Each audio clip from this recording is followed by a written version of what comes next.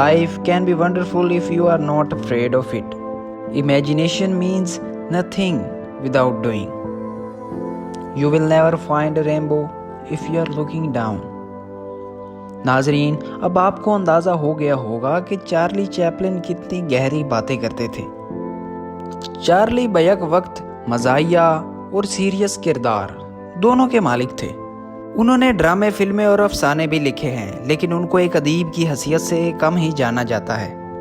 नाजरीन, Charlie Chaplin के बारे में आपको एक फ़न फैक्ट बताते चलते हैं। नाजरीन, क्या आपको पता है कि चार्ली अपनी फिल्मों के अदाकार होने के साथ साथ उनके राइटर और कंपोज़र भी खुद ही थे। अगर आप उनकी मूवीज़ को देखें तो उनका लिबास एक मखसूस किस्म का होता है और आपको उनके हुलिये से ही अंदाज़ा हो जाता है कि ये चार्ली चैपलिन ही हैं। जब चार्ली का ख्याल हमारे दिमाग में आता है तो हमारे दिमाग में एक ब्लैक एंड वाइट सी फिल्म चलने लग जाती है।